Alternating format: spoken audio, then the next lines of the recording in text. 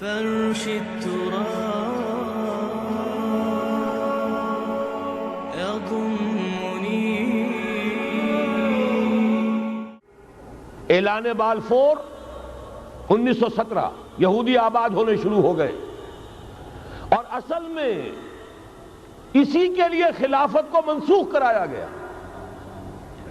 سلطان عبد الحمید، اگرچہ یہ ترکی خلافت جو ہے مرد بیمار کمزور، پھر بھی وہ مسلمانوں والا جذبہ اتنا تھا، انہیں بڑی سے بڑی رشوت پیش کی گئی تھی. ظاہر بات ہے یہودیوں سے بڑھ کر رشوت دینے والا کون ہو سکتا، جن کے ہاں ایسے بینکر ہوں جو 40 بلین ڈالر کا ایک چیک لکھ سکیں. پھر یہ کہ ان پر سیاسی دباؤ بہت ڈالا گیا. انہوں نے جب تک خلافت عثمانیہ برقرار رہی یہودیوں کو فلسطین میں آباد ہونے کی اجازت نہیں دی، کہ جو معاہدہ کیا تھا حضرت عمر نے رضی اللہ تعالی عنہ، خلیفہ ثانی نے، خلیفہ راشد نے، ہم اس کے پابند ہیں اور ہم یہاں یہودیوں کو آباد ہونے کی اجازت نہیں دیں. لہذا انہوں نے اس خلافت ہی کا بستر طے کرایا، اس لیے کہ نہ رہے بانس نہ بجے بانسری، نہ مسلمانوں کی وحدت ملی کی کوئی علامت دنیا میں باقی رہے، اور نہ مسلمان کسی مسئلے پر جمع ہو کر کوئی موقف اختیار کر سکے. اعلان بالفور کے نتیجے میں آباد کاری شروع ہوئی. 1948 میں اسرائیل قائم ہو گیا، معجزہ ہو گیا. 1967 میں اس کی توسیع ہو گئی. اس میں ایک بات اور بھی عرض کر دوں، یہ سارا کس طور سے ہوا ہے کام؟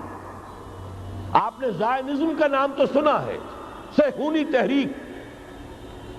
خود اس کا جو بابا آدم تھا، آرڈر آف الومیناٹی، 1776 یکم مئی یہ نظام قائم کیا وائساپ نے، اور اس نظام کے تحت فری میسنری اور lodges of the great Orient قائم کیے گئے. یہ سارا ہتھ کنڈا وہ ابلیسی نظام، اس کی تفصیل ایک کینیڈین آتھر نے لکھی ہے کتاب میں، پاونز ان دی گیم.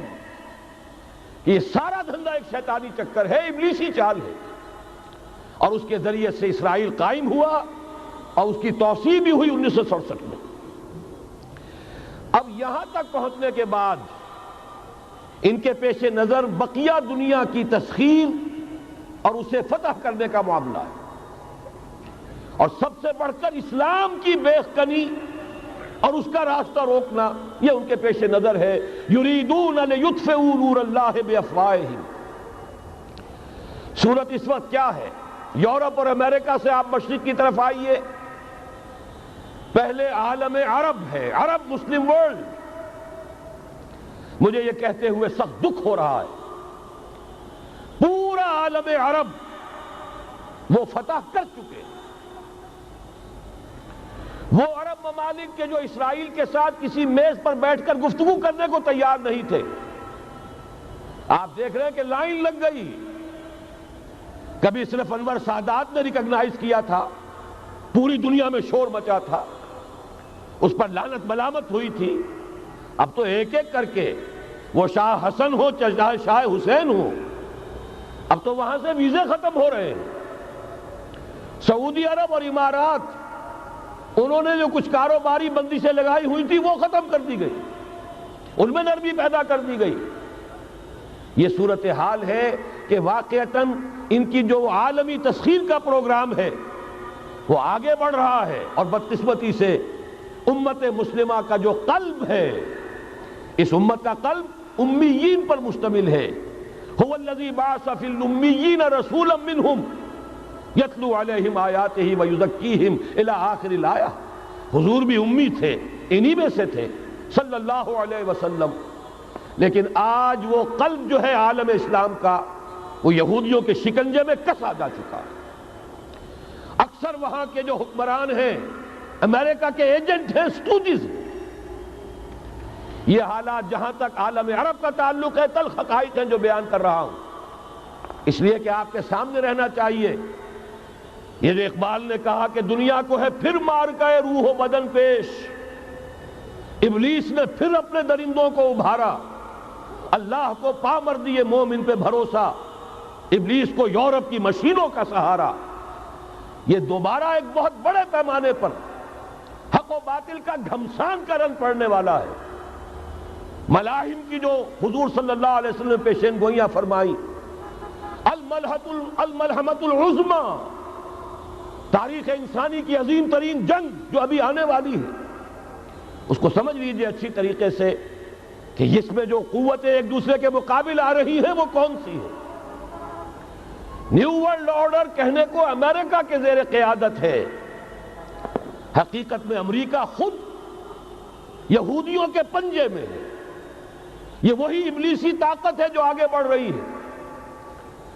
عالم عرب کو فتح کرنے کے بعد اب ان کے پاس اگلا عالم اسلام کا حصہ ہے، غیر عرب مسلم ورلڈ۔ ایران ہے، اس کے شمال مشرق میں ترکستان ہے، روسی اور چینی، مشرق میں افغانستان ہے، پاکستان ہے، یہ ایک بہت بڑا سالڈ بلاک ہے۔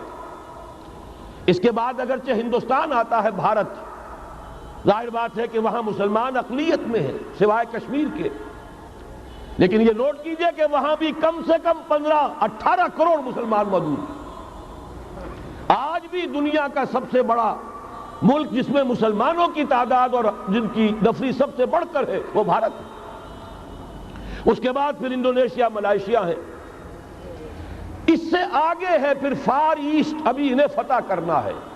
نیو ورلڈ آرڈر کا یوں سمجھئے کہ ابھی یہ ہارڈ نٹ ٹو کریک، ابھی ایک لوہے کا چنا ہے چائنا کی شکل میں موجود۔ اور مجھے یاد آ رہا ہے ڈی گال کے الفاظ بہت سے لوگوں نے سنے ہوں گے، اس نے کہا تھا کہ ہم نے خام خواہ روس کو اپنا دشمن بنا لیا ہے، وہ تو ہمارا بھائی ہے، وائٹ ریسس، وہ تو بنیادی طور پر یورپین قوم ہے۔ Beware of the yellow masses of the East, تمہیں گھبرانا چاہیے، تمہیں خبر لینی چاہیے، وہ مشرق بعید کے جو زرد رو لوگ ہیں، China, Indo China, Japan, yellow recess.